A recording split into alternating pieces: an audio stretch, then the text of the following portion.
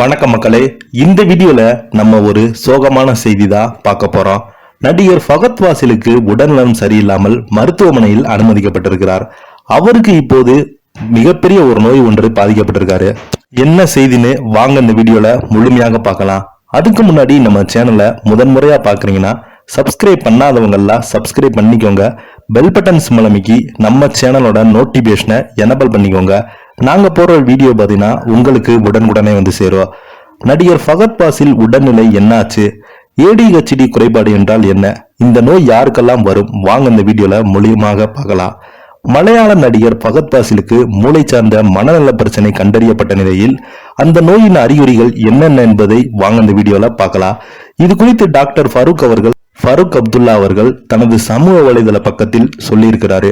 திரைப்பட நடிகர் ஃபகத் ஃபாசில் 41 வயதில் தனக்கு ADHD எனும் மூளை சார்ந்த மனநல பிரச்சனை கண்டறியப்பட்டதாகவும் கூற அந்த டாபிக் வைரலாகி இருக்கிறது.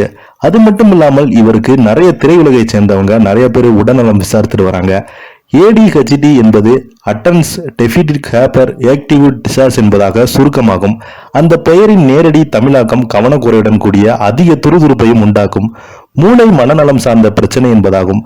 பெரும்பாலும் இந்த பிரச்சனை குழந்தை பருவத்தில் கண்டறியப்படும்.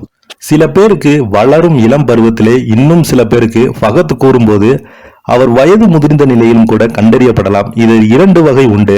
டைப் A என்பதும் துருதுருப்பு, கவனக்குறைவு.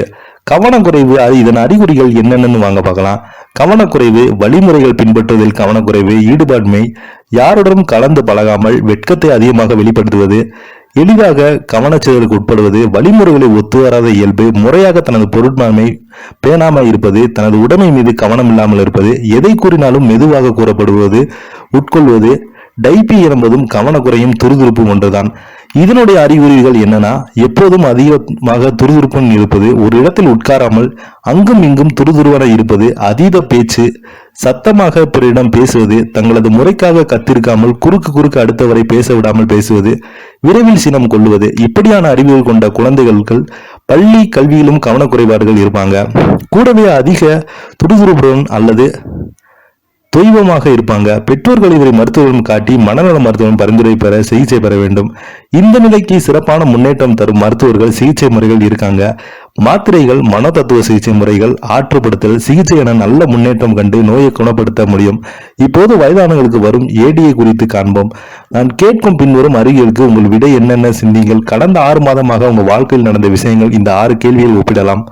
அடிக்கடி இப்படித்தான் நடந்து வந்தது என்று கருதினால் ADHD குறித்து விழிப்புணர்வு பெற்று மனநல மருத்துவரிடம் நேரில் சென்று மனநலம் பிரச்சனை இருப்பதாக வரும் உறுதிப்படுத்த சிகிச்சை பெறவும் இப்படி டாக்டர் ஃபரூக் அப்துல்லா அவர்கள் தெரிவித்திருக்காரு. இதை பத்தி நீங்க என்ன கீழே உள்ள கமெண்ட் பாக்ஸ்ல மறக்காம பதிவிடுங்க. நன்றி, வணக்கம்.